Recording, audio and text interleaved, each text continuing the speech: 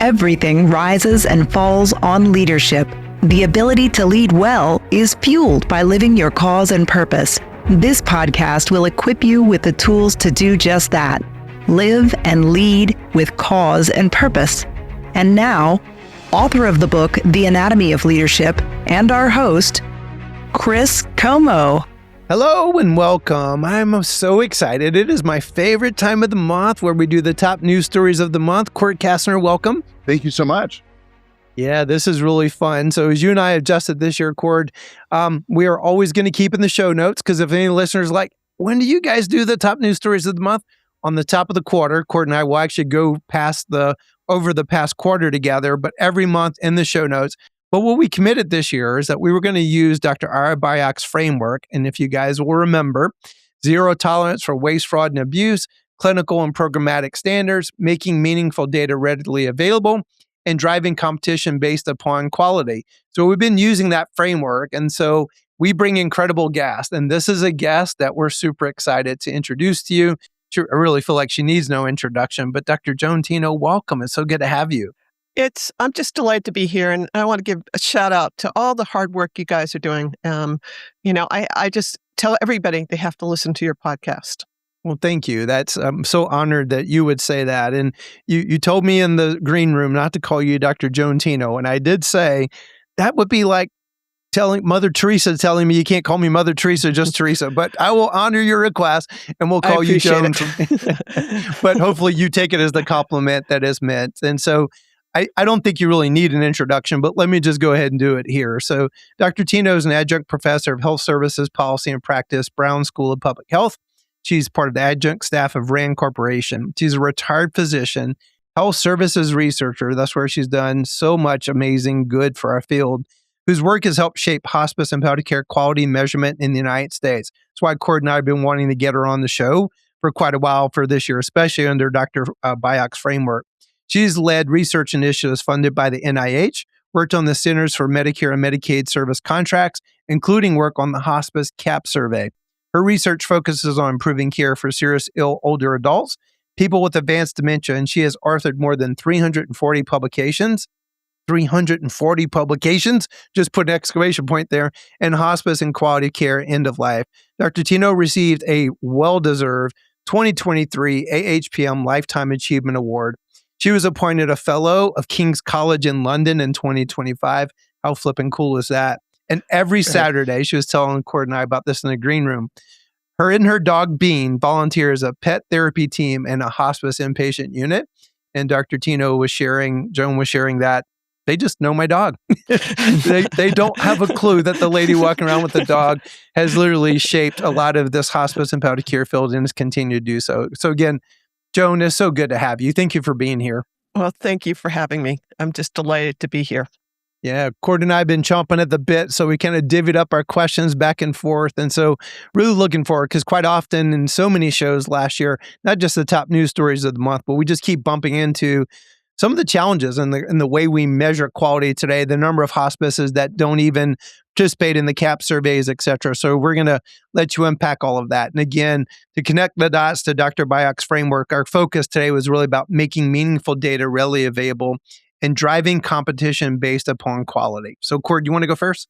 You bet. And Joan, I'll just echo all the accolades Chris has been mentioning about you. I will say for me personally, I have shared in presentations, I share through hospice and palliative care today, a very common quote, which is, if Joan writes it, I read it. And I just really appreciate unbelievably nice. Not only the academic work that you've done, the way that you've shaped CMS hospice policy, but I've really been enjoying your Substack because that feels like maybe a more personal communication, like a letter to me. I just wanted to let Cordt know, hey, here's what I think about hospice in Rhode Island or whatever. It's so interesting. So I really want to encourage all of our listeners to pay attention and take a look back at the articles, the book chapters that you've written in the past, the Substack that you're writing now, because it really is incredible insight and helps shape where hospice is driving. I viewed a Substack as writing a letter on things I wish I could have done better. and my Well, hopes for the future.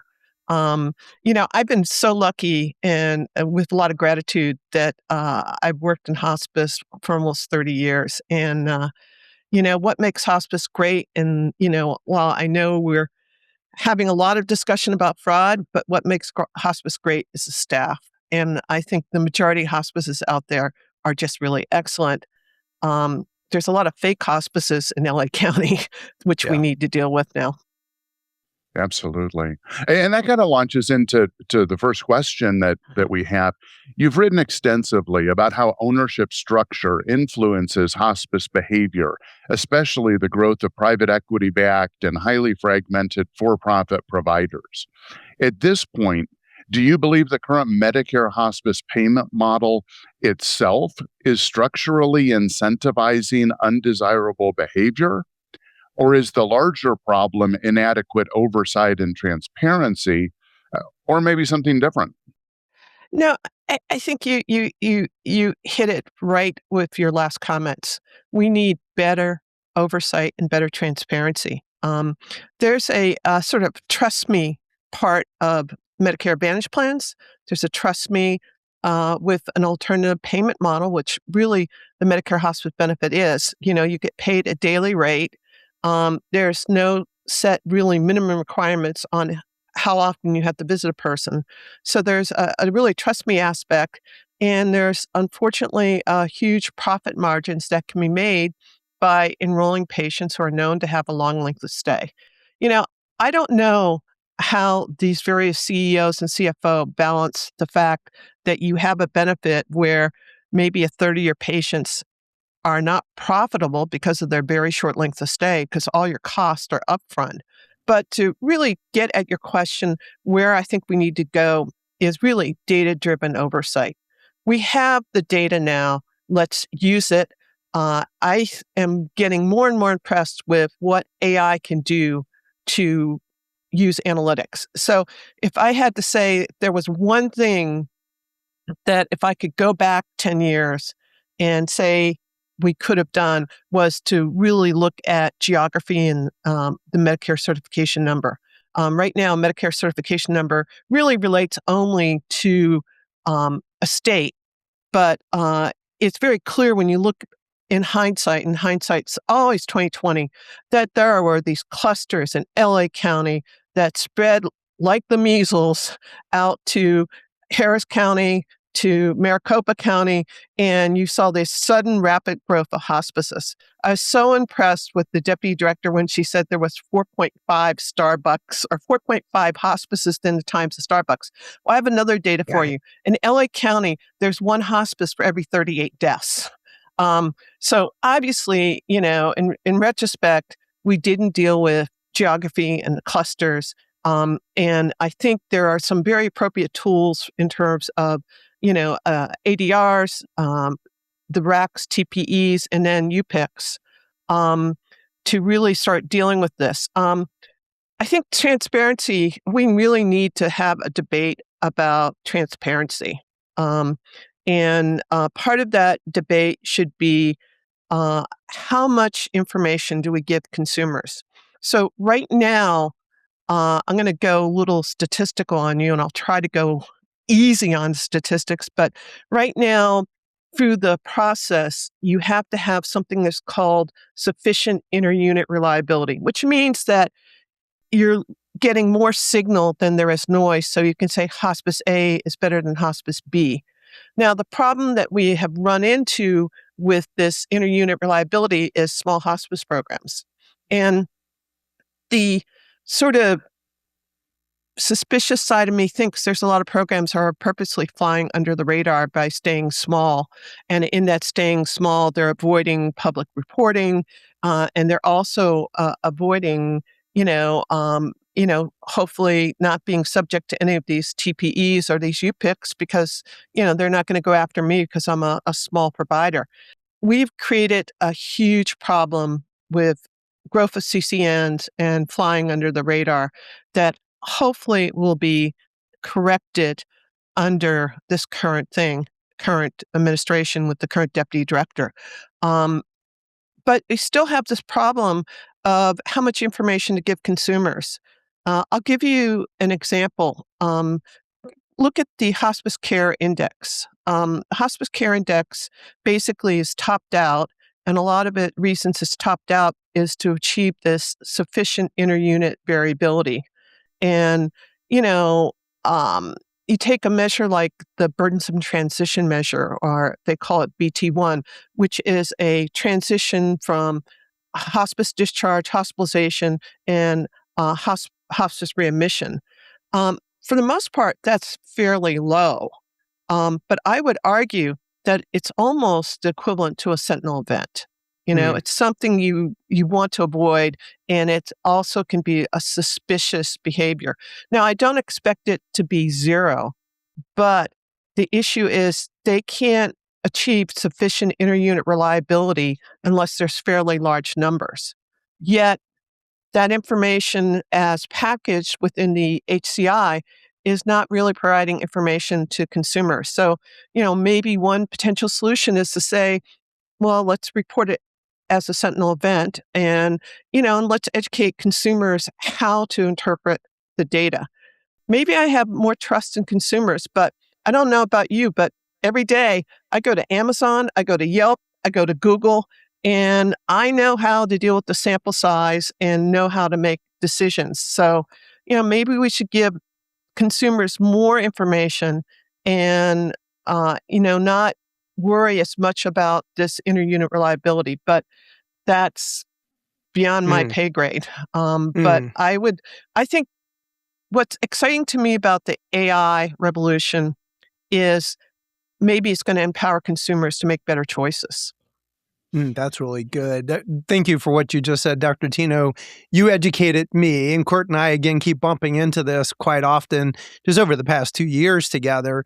I did share it with Kim Brandt in the podcast. I can't remember if it was on air or off air. I think it was a bit of both.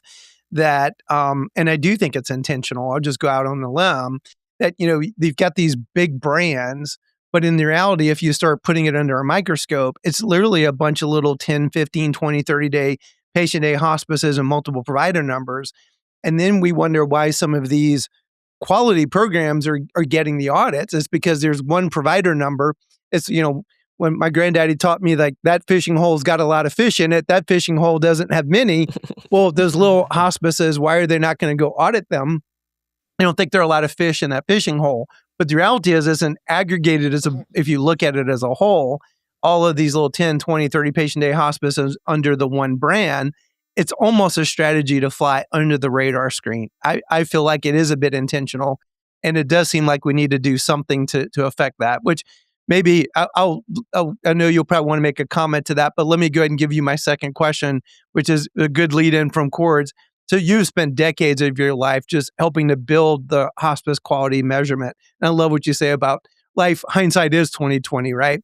In your recent Substack series, which again, we're going to create a link for, you suggest that the current public reporting system may still miss major warning signs. What are the biggest blind spots in today's hospice quality framework? And how vulnerable is the system to gaming and outright fraud, and why? Well, I think the outright fraud and why is really a testament when you hear the deputy director of CMS say maybe 800 to 1,000 hospice programs are going to, be suspended and go on to be closed. When you start losing 1,000 out of 7,000 hospices, that's going to affect rates. It's going to affect that. I've always been interested, MedPAC and CMS, they count a hospice if there's one bill. I think we all know, Judy Ellen Pearson always told me that, the way CCNs were assigned, where sometimes every branch office got a CCN because that was easier for them to do the data collection. And then you're the opposite extreme. You have a CCN for the entire state. One provider has a CCN for the entire state of Florida. And, that can hide a lot of variation within all the various locations in that thing. So I think we need to, if you want to make me the CMS advisor for the day, which is probably never going to happen. Yes, I do. But that's the point of this podcast. I would really love them to fix the sort of geography thing, and think and link the CCN more clearly to a service area. Even if they don't want to create a hospice service area, start with counties. You have deaths reported by counties. You could easily, track a rapid growth of hospice programs. So one more point, hopefully you'll let me make and bear with me. PPEO. I love all the acronyms of CMS. I really think I'm going to write a Substack note just listing all the acronyms they have because they drive me nuts. That's a great idea. But PPO only goes after new hospice programs, okay? But the problem is not new hospice programs. I was like, I started playing with the data. And, in 2019, there was 481 hospices in LA. And out of that 481 hospices, back in 2019, 208 did not have a sufficient number of visits in the last, the visits in the last 3 days of life to report the visit measure. So visit in the last day. Out of that 208, 130% or 1/3 were listed to the same building address. So, PPEO going after new providers is not going to pick this up. And, the data I'm reporting back on those 208 out of those 481 who didn't, who didn't report their visit data is in 2025. So I really think, CMS has the data to do it. The other thing is CMS needs to start looking at longitudinal data instead of looking at just like a snapshot. How do things change over the snapshots? I think the AI revolution is here. I really want CMS to embrace that AI revolution and really start thinking about how you use all these measures together to look for data inconsistencies. My biggest concern when I start looking at some of this data is, it's not audited. Okay. So what's stopping a hospice from getting 90% of visits in the last 3 days of life and bumping up their SA payment, their service intensity add-on payment, just filling out a piece of paperwork? But if that same hospice has a low CAP score on an item that reports about help when needed, there's a data inconsistency that should be really data-driven down. We have some of the data now. Let's make use of it and maybe, do it with ADRs or do it with TPE. But I think it's time to really start cleaning this up because there's a lot of concerns going with these small hospice programs. Yeah, I think that's a really interesting point. And I agree completely about not only tying the different data points together, but then looking at it longitudinally. When I've had opportunity to meet with the CMS hospice team in Baltimore in the past, that's usually the kinds of information that I'm bringing to the table. And it's like, this is your data. This is your claims. This is your quality information. And it's interesting that they would invite me in now and then to reflect on what an outsider sees in their data. But it's right along the lines that you're talking about. We're going to kind of hit some of these questions. I hope are not repetitive. We're trying to hit at these quality issues from different angles. One theme running through your recent work is that some publicly reported hospice quality measures may actually fail to detect the absence of meaningful care. I think some of this is that quandary between something being statistically significant but clinically insignificant. If you could redesign hospice quality measurement from scratch today, be the advisor for the day, if you will, are there a That'd few be measures? so much fun. Wouldn't it? Are there a few measures that you would prioritize because they most closely reflect the lived experience of patients and families? Yeah. So let me go into what my past week was like, and that'll lead to a priority. So I had two conversations this week. Both involved daughters whose fathers ended up dying on hospice services. The first daughter was totally overwhelmed with the Compare website. And then the second daughter was even more overwhelmed because she lived in a region where there was more than 90 hospices that served her zip code. And, so what I did for, just trying to deal with 90 hospices is ridiculous, and trying to get that information.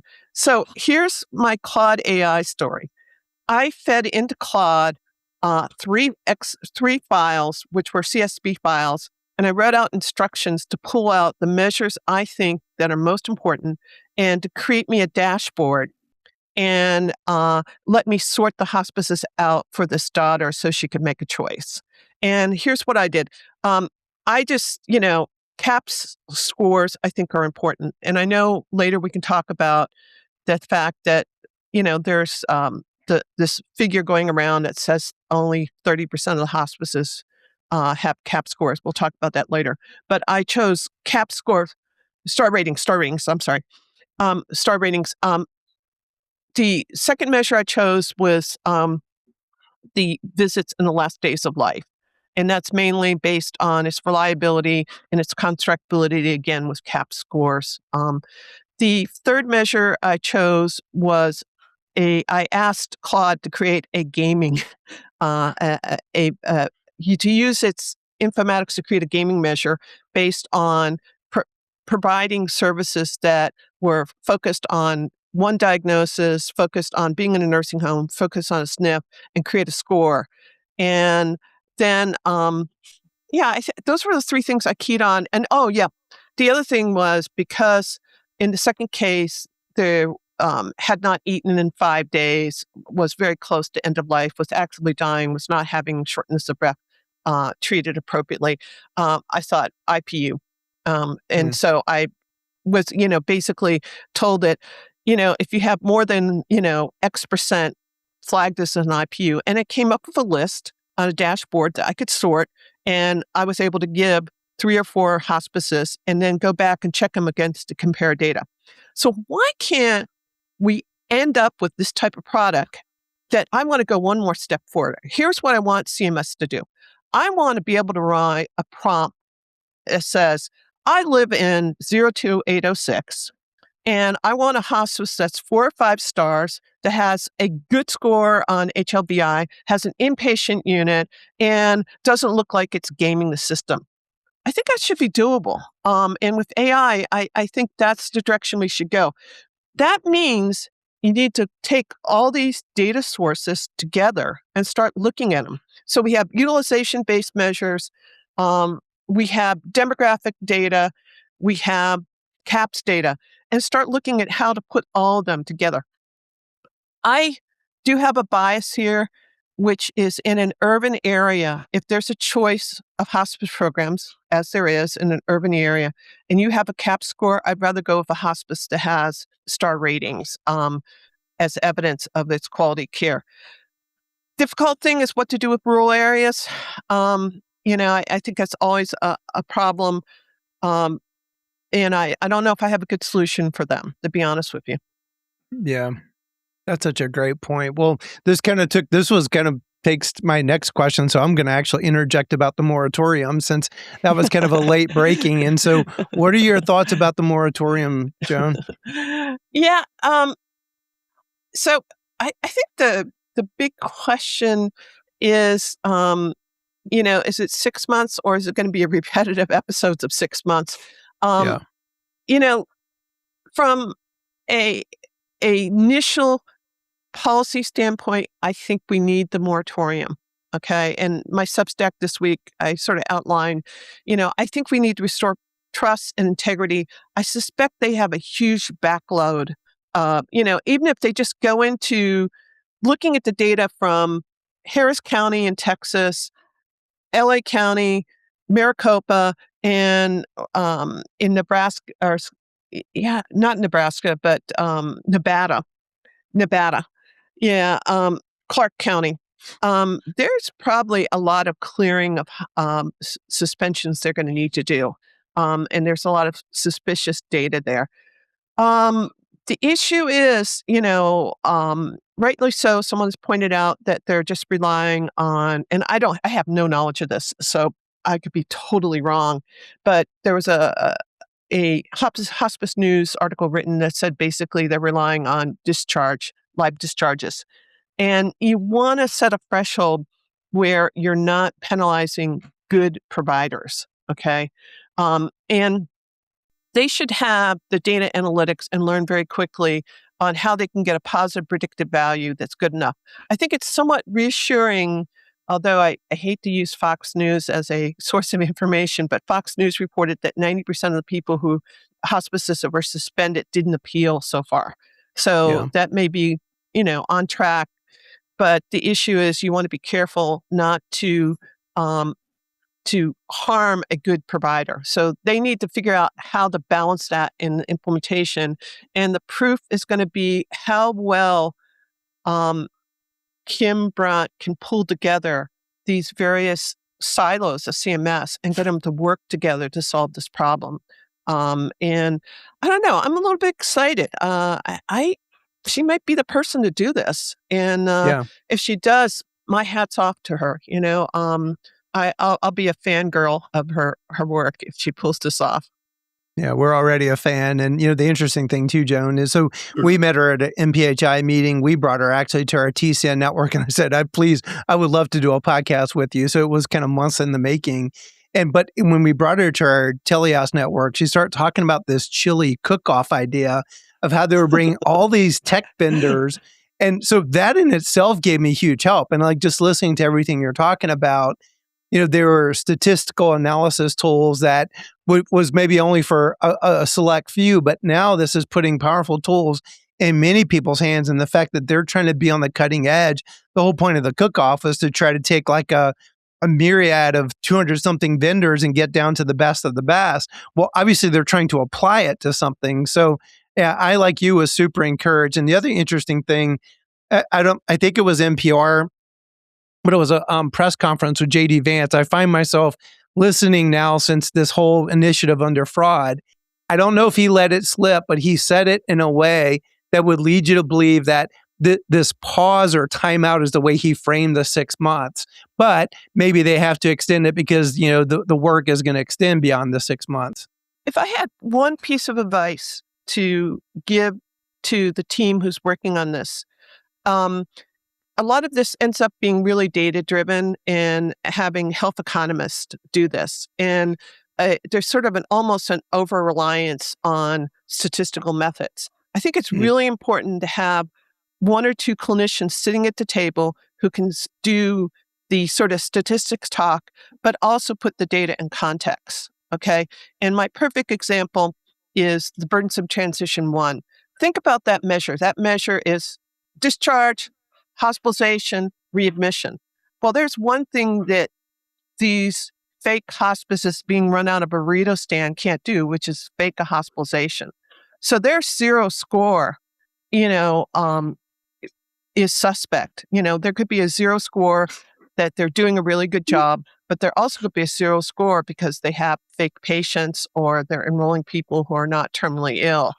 So, I think it's really important to have clinicians look at the data and try to understand what's in the black box. I still think we're sort of at a phased validity looking at some of these measures and understanding, making sure you understand the sort of Medicare hospice benefit, how hospice works. I find it's been very invaluable that I was a medical director for 20 plus years, but I also looked at the data and brought those two worlds together. So I think it's really important for CMS to continue not just focusing on health economists who do these beautiful models, but to make sure there's a clinician to sniff out problems. Don't miss part 2 of this episode coming this Friday.